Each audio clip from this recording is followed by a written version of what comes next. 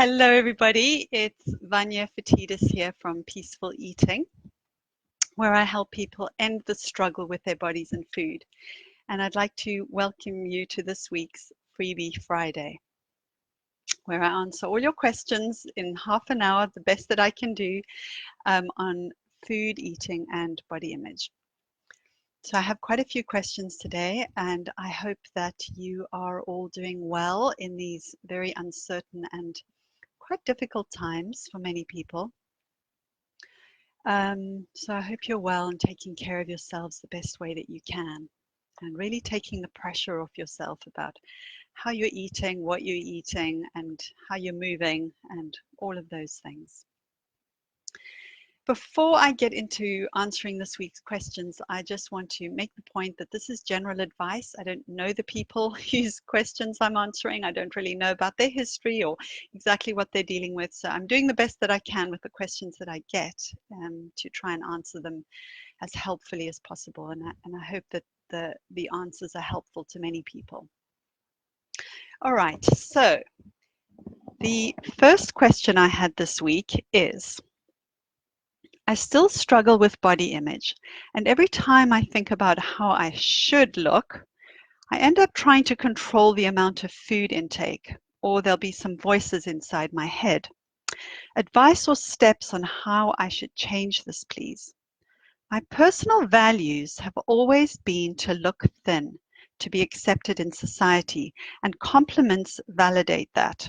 I've been doing intuitive eating for some time now, and I'm doing better as I no longer fear any foods and don't really have food guilt.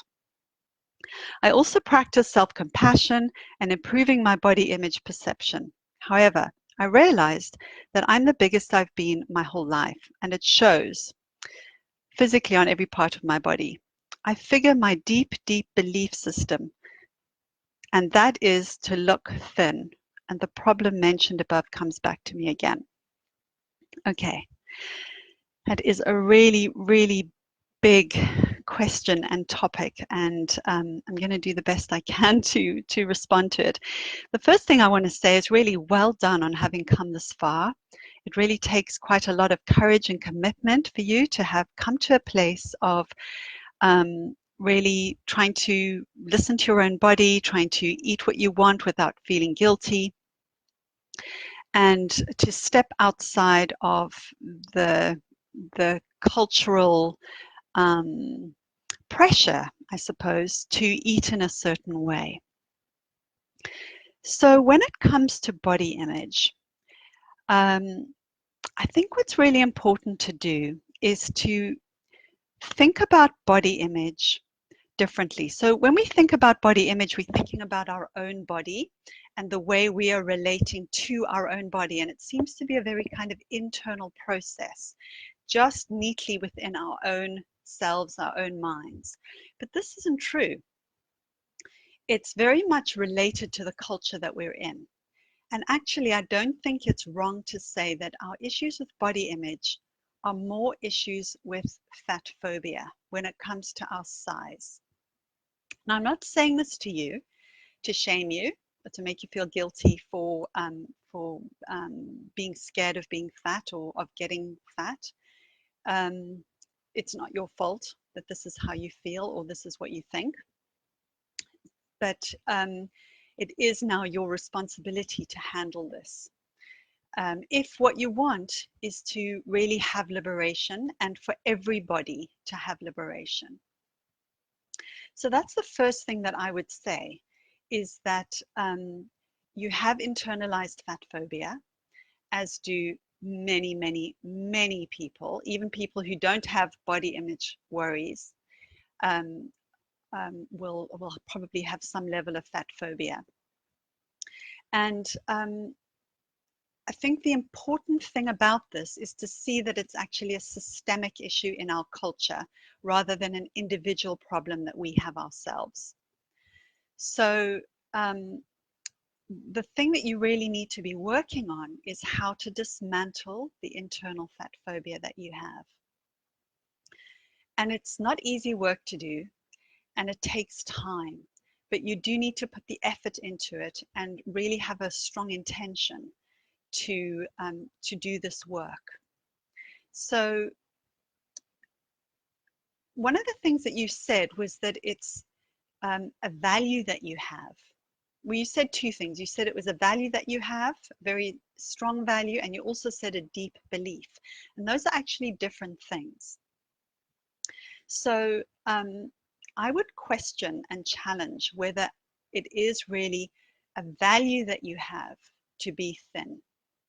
I would suggest that just imagine that nobody in the world had ever been criticized or judged for the size of their body.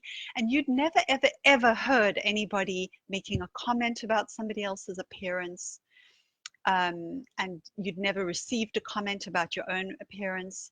You'd never been, what you've pointed to, validated for your appearance, and you'd never seen somebody else being invalidated for their appearance. Just imagine, if you can, living in that world. Would being thin matter to you? I don't think so. I really don't think so. So, so that's why I think it's not actually a value.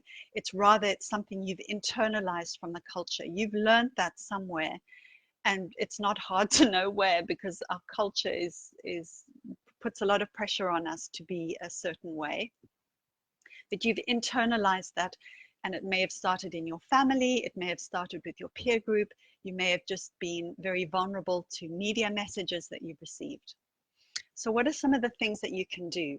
Well, the first thing that I would do is go and check out your social media feed and make sure that you unfollow on any social media platform anybody who validates thinness, anybody who is talking about how to become thin, or how to change your body in some way, whether it's through exercise or some kind of dieting or whatever.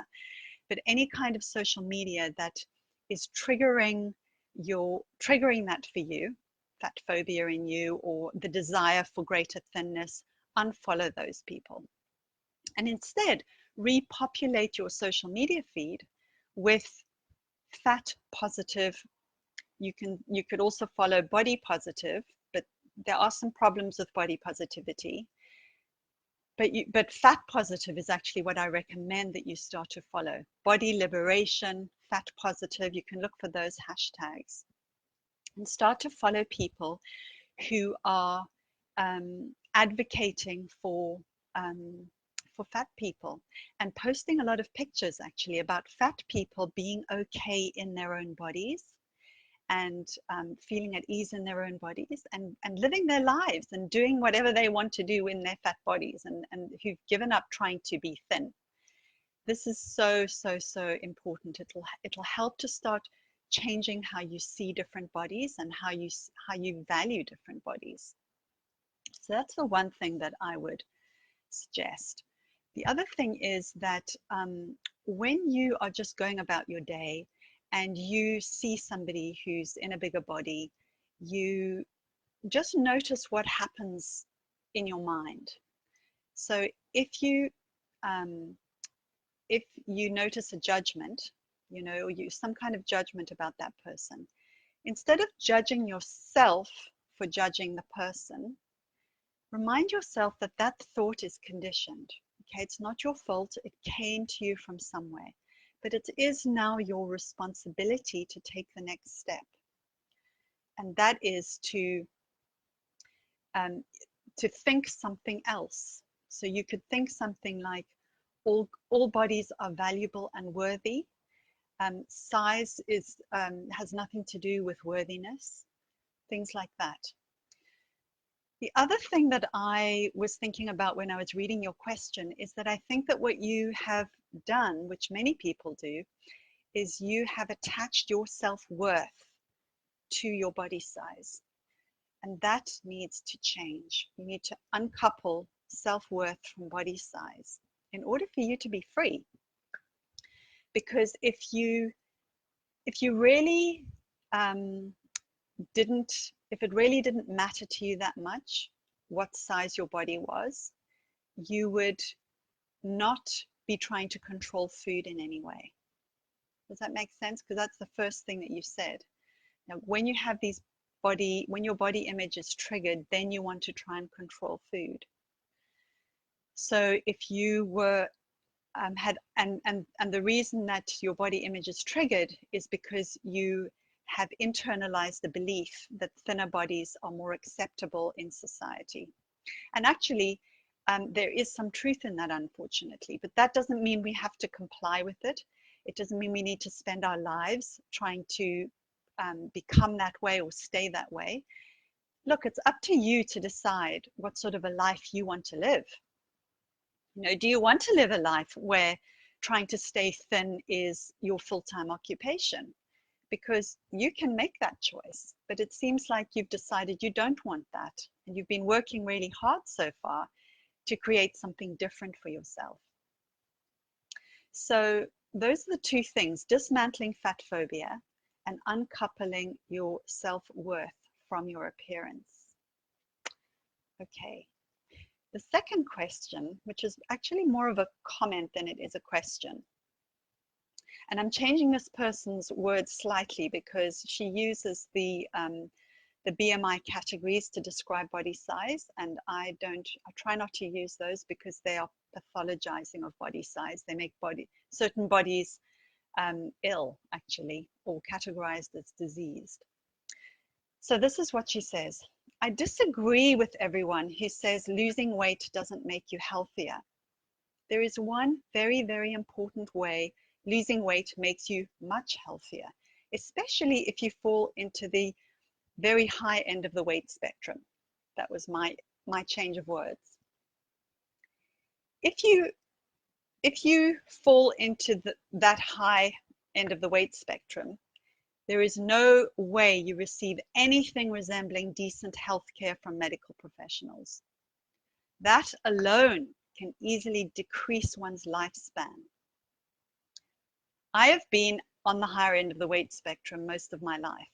I can count on one hand the number of times I've been treated appropriately for a health condition where it hasn't been blamed on my weight.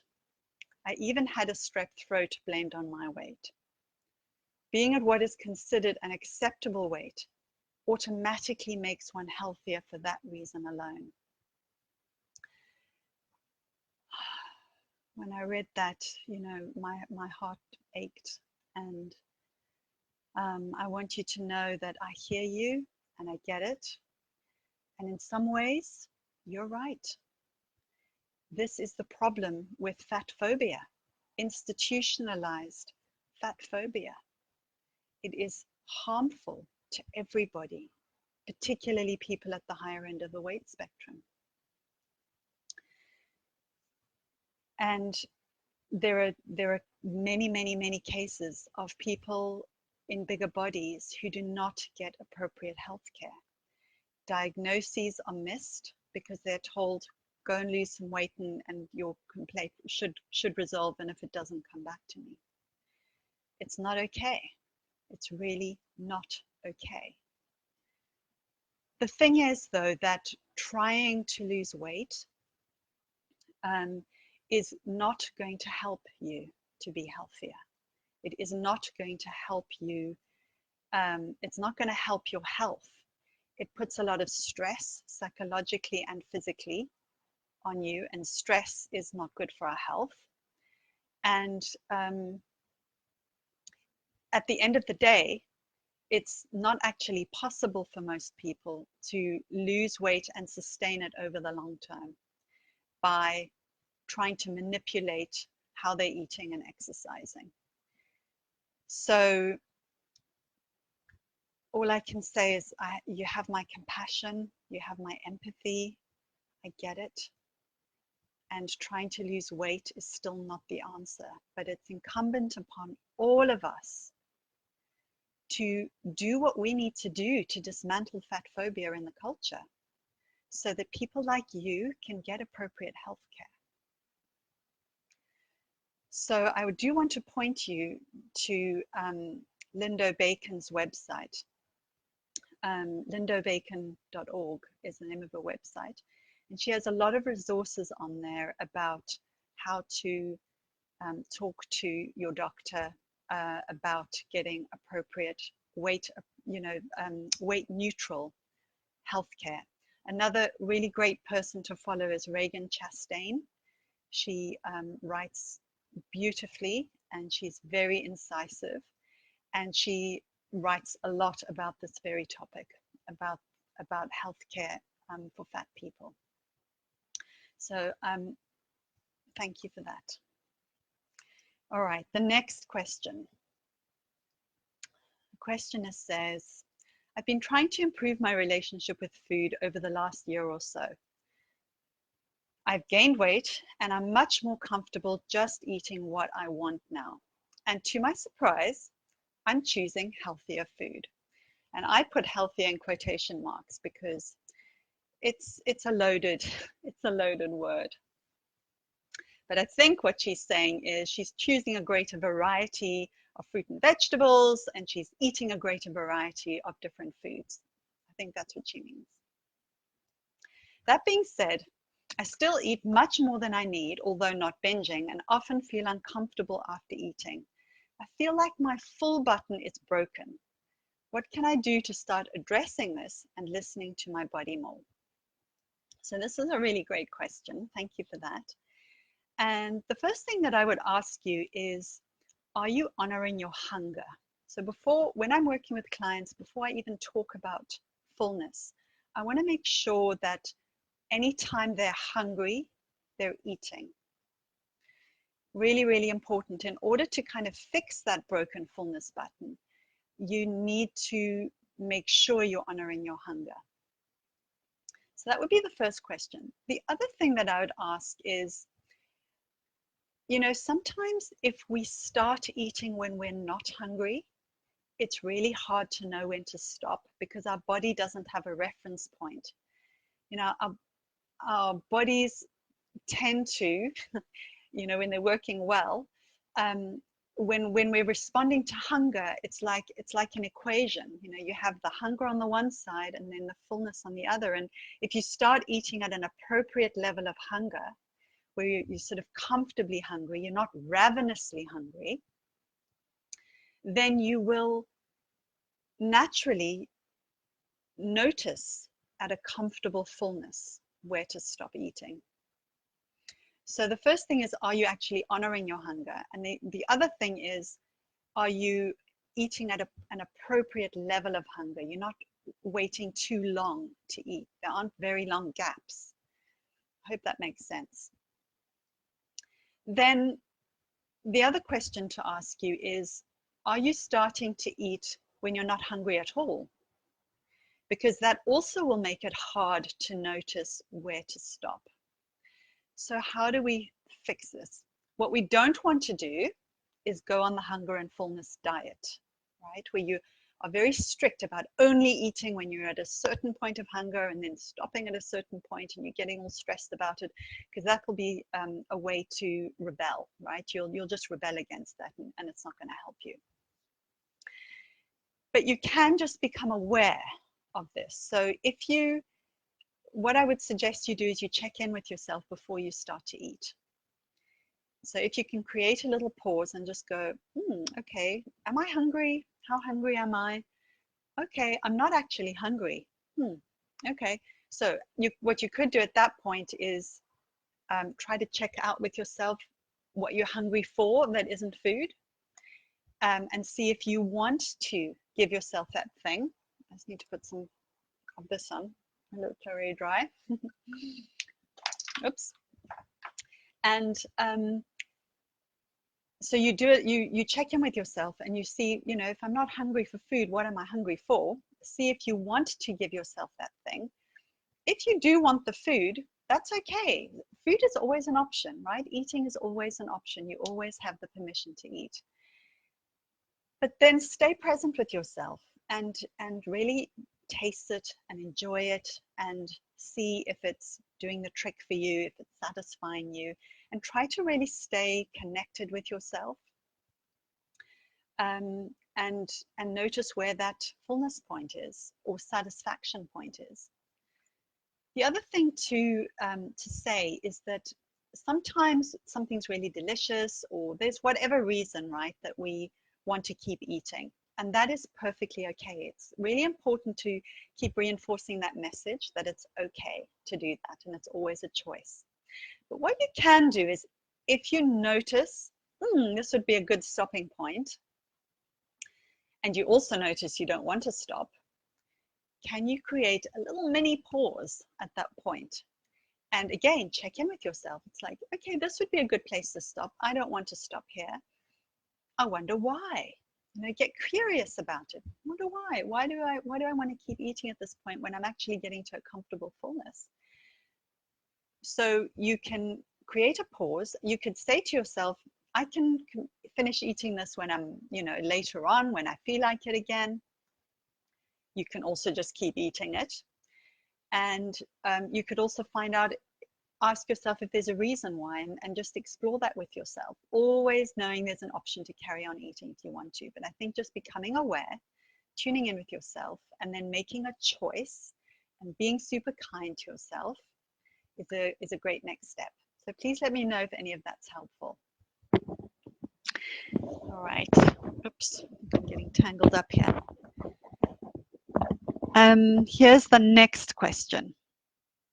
So this person says, is there anything I can do, or anything I should do, or have to do, to accept my body after I've at least got some physical recovery from an eating disorder?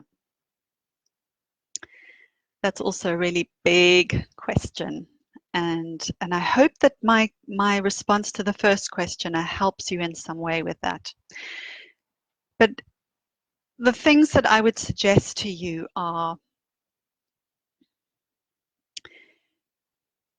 working on appreciating your body and all that it does for you, all that it gives to you, all that it enables you to experience. So really paying a lot of attention on how your body works for you, supports you, functions for you in your life, and what it gives you. That isn't based on your appearance. It's based on your body's functionality.